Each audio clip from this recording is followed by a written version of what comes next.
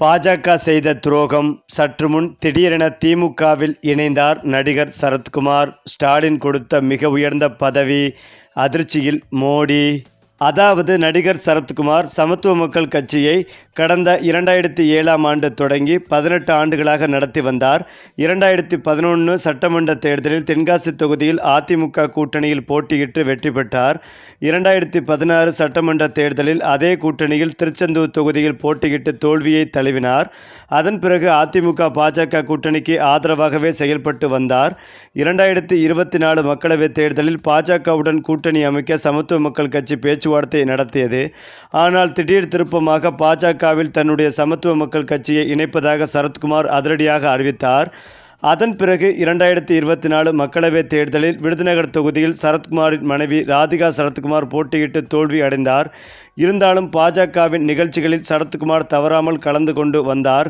அதே சமயம் சமத்துவ மக்கள் கட்சியை பாஜகவில் இணைத்து ஓராண்டுகள் கடந்த நிலையிலும் சரத்குமாருக்கு முக்கிய பதவிகள் எதுவும் வழங்கப்படவில்லை.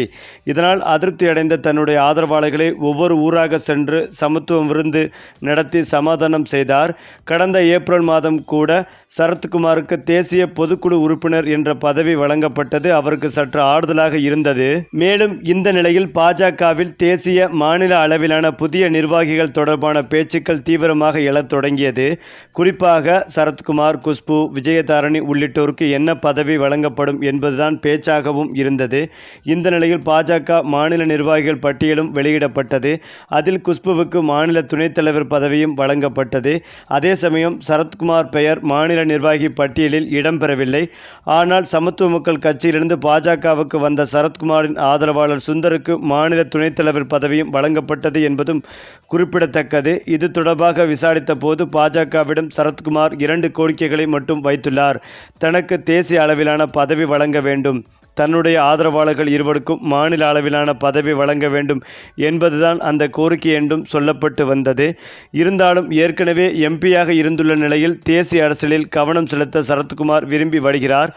ஆகவேதான் அவர் பெயர் பட்டியலில் இல்லை. ஆனால் சரத்குமாருக்கு நெருக்கமானவருக்கு மாநில அளவிலான பதவி வழங்கப்பட்டது புதிய சர்ச்சையாகவே பேசப்பட்டும் வந்தது. குறிப்பாக புதிய நிர்வாகிகளுக்கு சரத்குமார் தனது எக்ஸ் தள பக்கத்தில் வாழ்த்து தெரிவித்துள்ளார். இது வெளிப்படையாக தெரிவித்தாலும் உறுதியாக பாஜக மீது கடும் கோபத்தில் சரத்குமார் இருந்துள்ளார் என்பதும் குறிப்பிடத்தக்கது. அதில் ஜே.பி. நட்டா ஒப்புதலுடன் தமிழக பாஜகவின் மாநில நிர்வாகிகளாக புதியதாக நியமிக்கப்பட்டிருக்கும் நிர்வாகிகள், அமைப்பாளர்கள் அனைவருக்கும் என்னுடைய மனமார்ந்த வாழ்த்துக்களையும் பாராட்டுக்களையும் தெரிவித்துக் கொள்கிறேன் என்று குறிப்பிட்டிருந்தார்.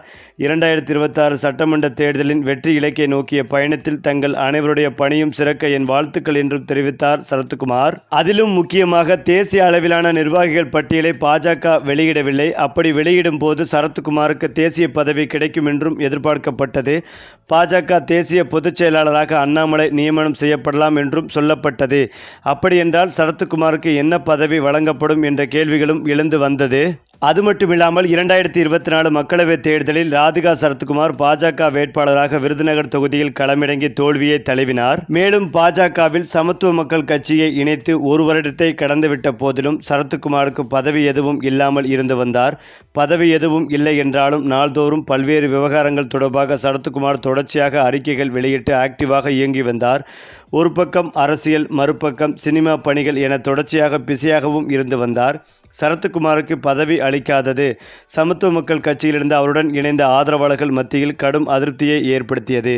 இதனால் ஒவ்வொரு மாவட்டமாக சென்று நாட்டாமையின் சமத்துவ விருந்து என்று வைத்து ஆதரவாளர்களை சமாதானப்படுத்தினார் சரத்குமார்.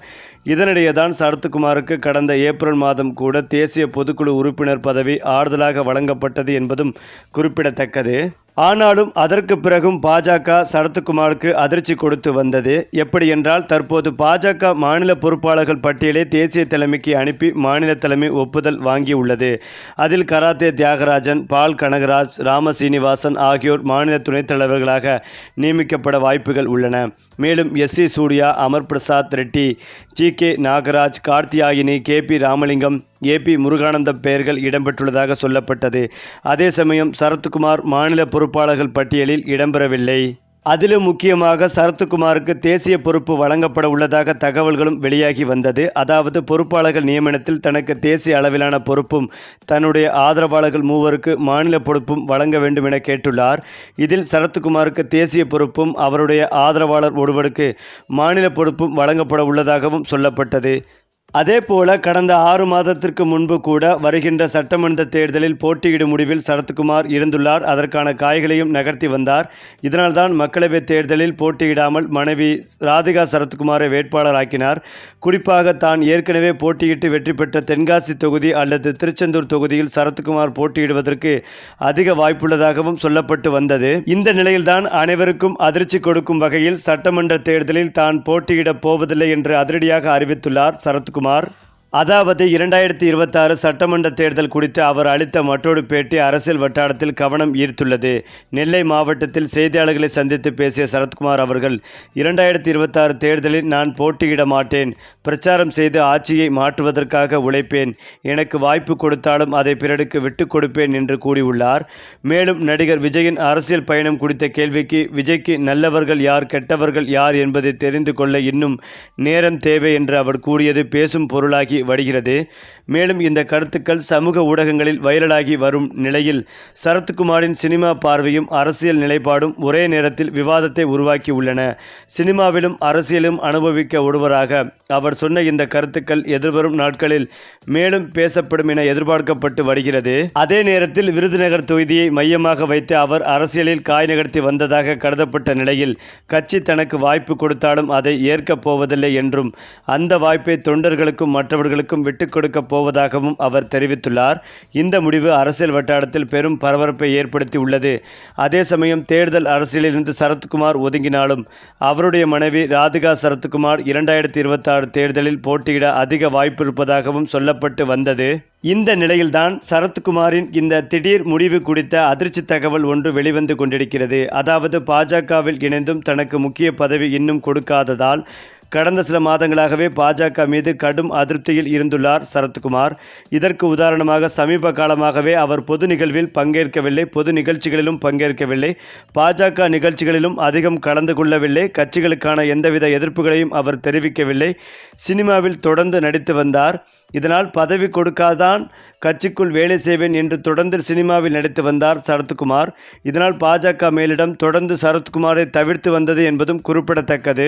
மேலும் கோபமடைந்த சரத்குமார் இனி பாஜகவே வேண்டாம் என்று முடிவெடுத்து விரைவில் முதலமைச்சர் ஸ்டாலின் அவர்களை நேரில் சந்தித்து சரத்குமார் திமுகவில் இணைய உள்ளதாகவும் இதற்காக முதலமைச்சர் ஸ்டாலின் அவர்கள் அவருக்கு மிக உயர்ந்த பதவி கொடுக்க உள்ளதாகவும் தற்போது தகவல்கள் வெளிவந்து கொண்டிருக்கிறது.